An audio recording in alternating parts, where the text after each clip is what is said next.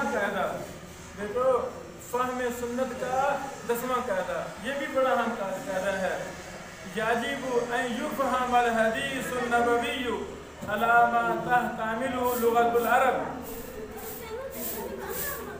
ہم پر واجب ہے کہ حدیث نبوی کا وہی معنی لیا جائے جس کا لغت عرب احتمال رکھتی ہے۔ سمجھو، ہماری شریعت عربی زبان میں ہے، تو شریعت کو سمجھنے کے لیے عربی زبان سے ہی مدد لی جائے گی۔ اب ہماری شریعت کی اصطلاحات اور غریب الفاظ کا معنی کوئی اور لغت سے ہم لے سکتے نہیں۔ اس پر بھی ہمیں زور دینا چاہیے۔ بڑے زیادہ لوگ گمراہ ہو گئے ہیں جب انہوں نے لغت عرب کو چھوڑا ہے،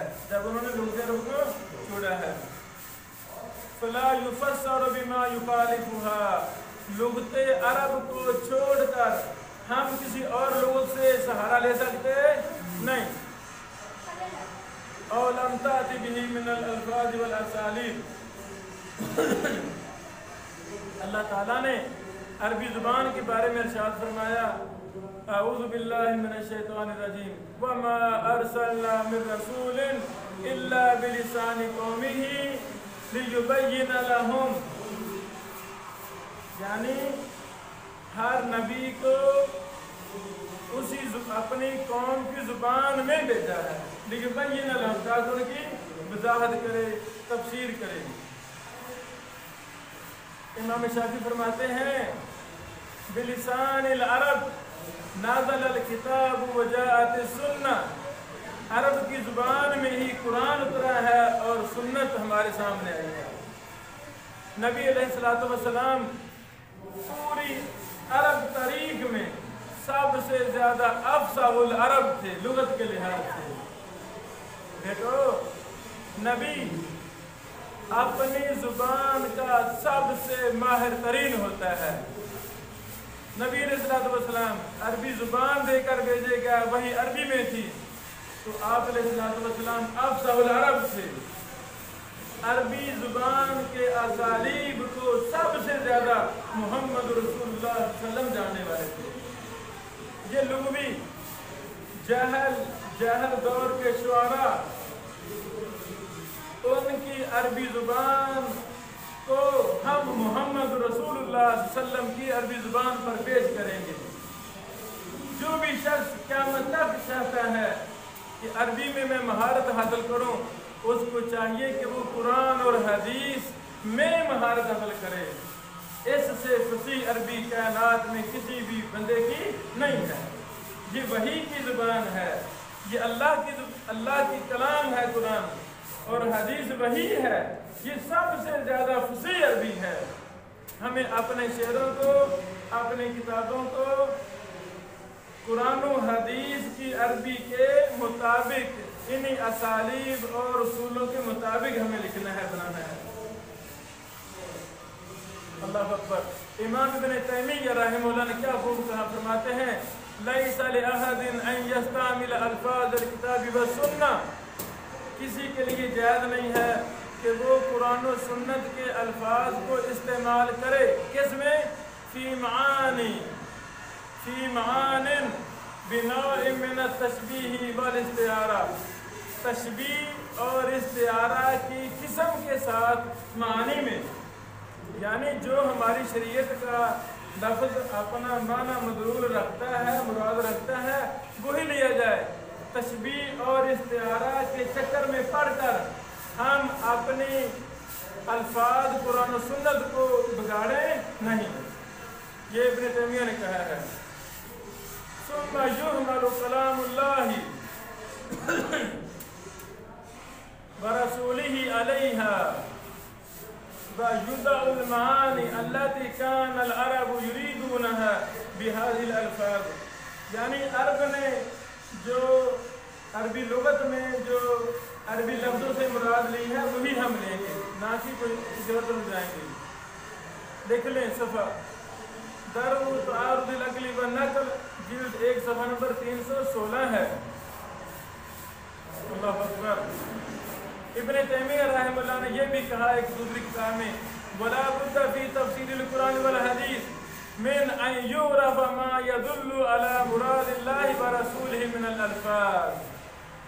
ضروری ہے قرآن اور حدیث کی تفسیر میں کہ پہچانا جائے اللہ کی مراد اور اللہ کے رسول کی مراد پر جو چیز دلالت کر رہی ہے، اللہ کی مراد، اللہ کے رسول کی مراد، اس کو ہم لیں گے، کوئی اور مراد لے سکتے نہیں۔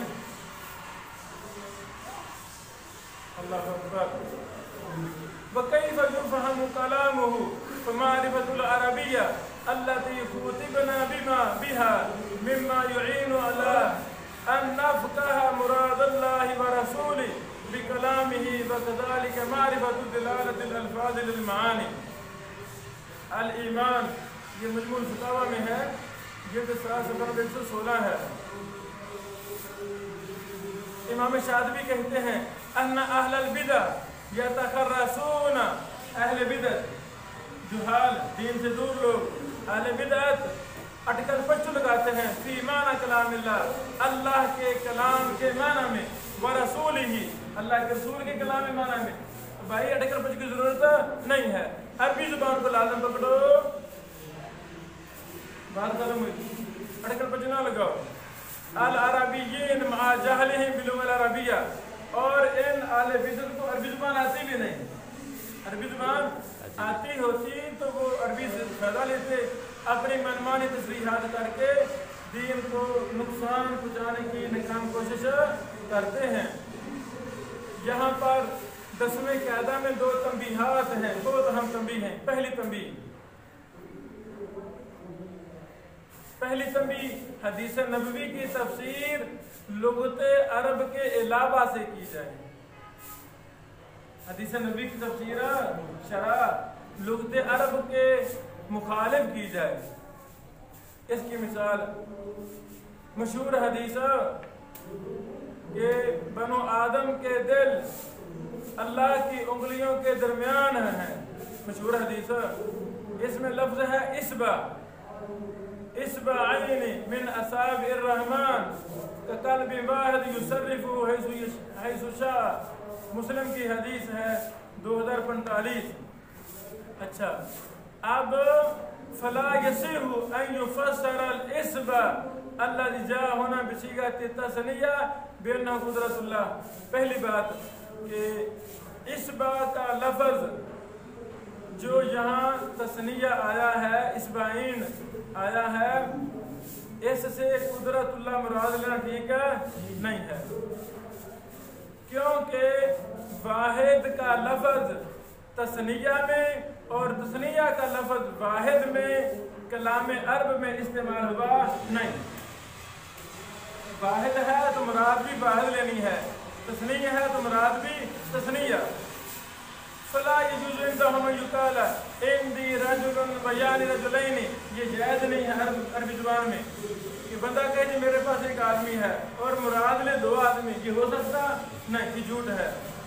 یا کہے میرے پاس 2 آدمی ہیں اور مراد لے جنس، یہ ہو سکتا نہیں۔ دیکھ لیں فتاوی ابن تیمیہ رحمہ اللہ جلد نمبر 6 صفحہ نمبر 365، دیکھ لو۔ دوسری تنبیہ، حدیث نبوی کی تفسیر غلط کی جائے، ان یفسر الحدیث نبوی تفسیرا خاطئا، خطا پر مبنی تفسیر کی جائے، اس کی کوئی حقیقت نہیں ہے۔ اس کی مثال، اللہ اکبر، اللہ تعالیٰ، نبی علیہ السلام نے فرمایا کہ اللہ تعالیٰ فرماتے ہیں یؤذینی ابن آدم یسب الدہر وانا دہر اقلب اللیل والنہار، مشہور حدیث صحیح مسلم 1762 والی، توجہ کرنا۔ اس حدیث میں لفظ ہے انا الدہر، انا الدہر کا معنی کیا ہے؟ ای خالقہ و مدبرہ، اللہ زمانے کو پیدا کرنے والا ہے اور اس کا مدبر ہے۔ اس لیے اللہ نے کہا اس کے بعد جسے قدسی میں اللہ تعالیٰ نے فرمایا اقلب اللیل والنہار، اقلب اللیل والنہار بھی اس معنی کی تائید کرتا ہے अच्छा, वला यसिहु अन युकाल इन्ना मिन अस्माइल्लाहि अद्दहर, तो ये जायज़ नहीं है कि हम कहें कि जी अल्लाह के नामों में लफ्ज़ दहर भी है, ये जायज़ नहीं। लिअन्न दहर मखलूक़ुन, क्योंकि दहर ज़माना ये मखलूक है। वल्लाहु खालिक़ु, अल्लाह उसका खालिक है। वयकून मानल हदीस, तो हदीस का माना क्या होगा? ला तसुब्बुल्लज़ी युसीबुकुम बिल मसाइब फ़इन्नकुम इज़ा सबबतुम फ़ाइलहा फ़इन्नमा यक़उ सबबु अस्सब्बु अलल्लाह फ़इन्नमा यक़उ सब्बु अलल्लाह इज़ हुवल फ़ाइलु लहा लद्दहरु। खुलासा क्या है? तो वअन दहर, ये अल्लाह की सिफत नहीं है। इसका माना क्या है? अल्लाह इसका खालिक है, अल्लाह इसको मुदब्बिर है, मुकल्लिबुल लैल वन नहार भी इसकी वज़ाहत कर रहे हैं। हदीस का माना क्या है? तुम उसको गाली ना दो जो तुम्हें मुसीबत वगैरह पहुंचती है, गाली ना दो। जब तुम गाली दोगे इसको करने वाले को, तो वो गाली अल्लाह पर वाक़ई होगी, और अल्लाह ताला ही ज़माने को तब्दील करने वाला है, अल्लाह ही इसका फ़ाइल है। मुकल्लिबुल लैल वन नहार, कभी गुर्बत, कभी अमीरी, कभी दुख, कभी सुख, कभी आज़माइशें, कभी खुशियाँ, कभी बीमारियाँ, कभी तंदुरुस्तियाँ, कभी जेल, कभी फरावानियाँ, ये अल्लाह के, यानी अल्लाह ही इन चीज़ों का मुदब्बिर है, ज़माना नहीं है, ज़माना नहीं है। ये इसका माना हो जाएगा। देख लो, बयान व तलबीस जहमिया जिल्द 1 है, सफ़ा 413 से 416 तक है। एहतिसाम शातिबी की जिल्द 2, सफ़ा नंबर 815 है। इसी तरह मेरे बेटो अर-रिसाला इमाम शाफी में भी इस पर बड़ी ज़बरदस्त बात है, सफ़ा 42 ta 43। इस पर मुसन्निफ साहब हाफिज़हुल्लाह ने और भी एक मिसालें आगे जिक्र की हैं, वो हम छोड़ रहे हैं, तो वो आपने इनको सबको पढ़ना है। इब्न दकीक अलीद की बातें, इब्न कय्यम की बात, इब्न कुदामा की बातें, जो कई फ़िक़ही मसाइल में, ज़कात के मसाइल में, फितराने के मसाइल में लोगों ने अरबी ज़ुबान को छोड़कर गलत माने मुराद लिए हैं, उनका रद्द किया है। अल्लाह अकबर, बारक अल्लाह।